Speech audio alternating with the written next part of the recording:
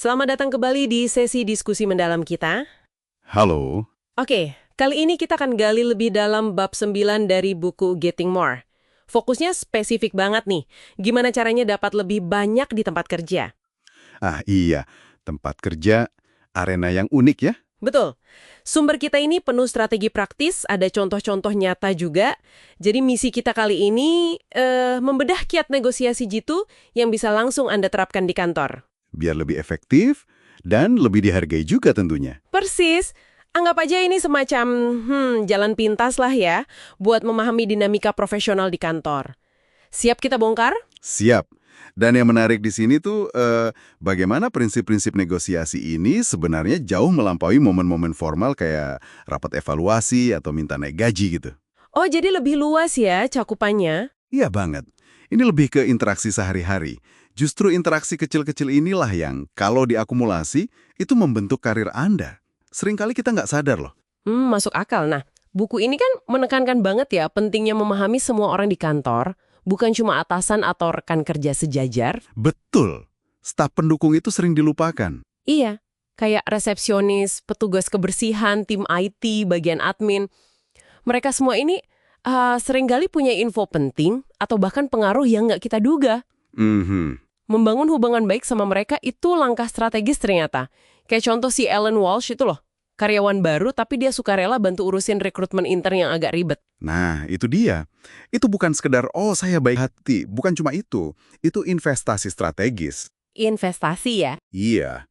Anda mungkin kasih bantuan kecil atau sekedar pengakuan gitu ya. Mungkin buat Anda nggak seberapa effortnya, tapi buat mereka itu nilainya tinggi banget. Ini yang disebut trading items of unequal value itu ya. Pertukaran nilai tak setara. Persis. Anda menukar sesuatu yang murah buat Anda, tapi mahal buat si penerima. Koalisi informal yang terbangun ini, bisa jadi aset berharga banget nanti. Saat kita butuh dukungan atau info gitu ya. Betul. Saat butuh info krusial atau dukungan tak terduga, orang kan cenderung lebih mau bantu kalau mereka merasa dihargai, merasa didengarkan. Gitu. Oke. Jadi bangun hubungan itu penting. Nah, selain itu ada aspek krusial lain nih di kantor. Pengakuan formal. Ujung-ujungnya sering ke gaji dan promosi. Nah, ini topik panas biasanya. Iya, kuncinya di sini, kata buku ini, ketahui standar perusahaan sebelum Anda maju minta. Contohnya si Paul Kavanagh ini menarik. Gimana tuh ceritanya? Waktu ditanya ekspektasi gaji sama calon bosnya, dia nggak langsung jawab angka. Malah balik nanya, biasanya perusahaan menilai kontribusi untuk posisi kayak gini gimana ya standarnya? Wah, cerdas itu. Nggak langsung nembak harga. Iya kan? Atau ada contoh manajer lain yang pakai pedoman internal perusahaan buat nunjukin kalau berdasarkan kontribusinya, dia seharusnya udah 2 level di atas posisinya saat itu. Bahkan saat resesi katanya ya. Betul.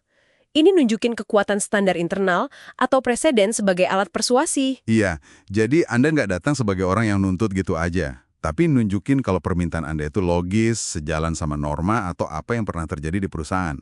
Dinamikanya jadi beda. Mengubah dinamika ya. Perhatiin juga cara Anders Bjork nanya, apakah adil kalau saya digaji sama dengan rekan yang lebih junior, padahal pengalaman saya lebih banyak? Pertanyaan ini kan maksa mikir soal kewajaran, soal standar, bukan soal maunya si Anders aja. Jadi framing pertanyaannya juga penting ya. Penting banget. Udah coba cari tahu belum standar tak tertulis di kantor Anda gimana? Itu bisa jadi info penting loh. Nah, selain pakai standar, kadang kita butuh bantuan pihak ketiga ya, sekutu gitu. Oh ya, pasti. Terutama di organisasi yang besar atau birokratis. Buku ini kasih contoh Ram Vital. Pengajuan green card-nya ditolak HR. Dia nggak nyerah. Terus gimana? Ia deketin wakil presiden di divisinya. Orang yang dia tahu lebih simpatik dan nah ini kuncinya. Tahu ada presiden kasus serupa sebelumnya. Dan VP-nya bantu kan akhirnya? Iya, VP-nya bantu memulai prosesnya.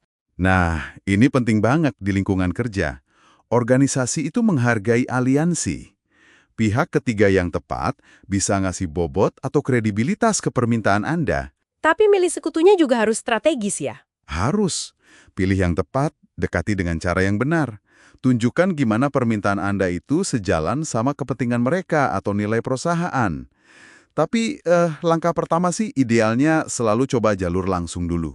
Kayak gimana tuh? Kayak Elisa Iger. Dia berhasil ciptain posisi baru buat dirinya sendiri. Caranya, dia bikin proposal yang spesifik banget, menjawab langsung kebutuhan direktur HR. Fokus ke apa yang ada di gambar di kepala si direktur itu. Gambar di kepala. Ini konsep kunci ya kayaknya. Maksudnya memahami cara pandang orang lain gitu. Persepsi mereka, perasaan mereka. Tepat sekali. Itu krusial banget. Apalagi pas hadapi situasi sulit. Misalnya sama atasan yang agak tricky. Nah ini sering terjadi nih. Gimana caranya? Sumber kita cerita soal Susan. Bosnya ini kelihatan banget kesal karena Susan dapat promosi. Yang mungkin si bos juga pengen. Wah, situasi canggung banget itu pasti. Reaksi normal mungkin jadi defensif atau jaga jarak ya. Bisa jadi, tapi Susan nggak gitu. Terus dia gimana? Dia malah nawarin diri, buat ambil alih sebagian tugas bosnya. Tugas yang kurang menarik malah. Bahkan dia pakai waktu pribadinya. Kok gitu? Kedengarannya kontraintuitif banget.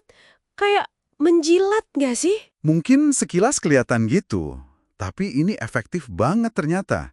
Dengan tetap tenang, nggak ikutan emosi, terus malah nawarin solusi proaktif. Dia meredakan ketegangan gitu ya? Iya, Susan berhasil redahin ketegangan dan pelan-pelan mengubah persepsi bosnya.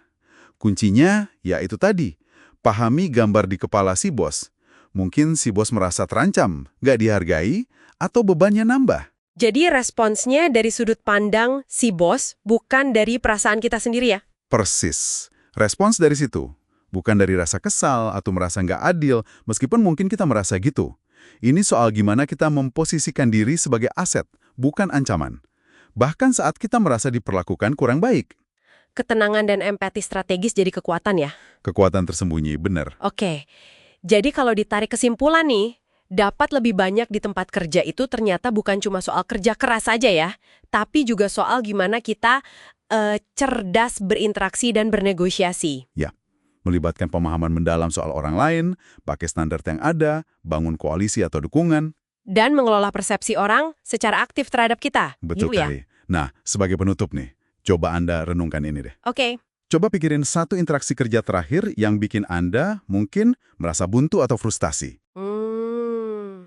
Ada sih pasti. Nah, kalau Anda bisa ulang interaksi itu minggu depan, gimana Anda akan mendekatinya dengan fokus utama pada gambar di kepala orang lain itu? Fokus ke persepsi mereka ya. Iya. Terus, pertukaran nilai tak setara, sekecil apapun itu, bisa info, bantuan kecil, atau sekedar didengarkan dengan baik yang bisa Anda tawarkan untuk mulai bangun jembatan pemahaman. Bukan malah bangun tembok perselisihan. Menarik buat direnungkan. Membangun jembatan bukan tembok. Coba dipikirkan ya. Sampai jumpa lagi di sesi kita berikutnya. Sampai jumpa.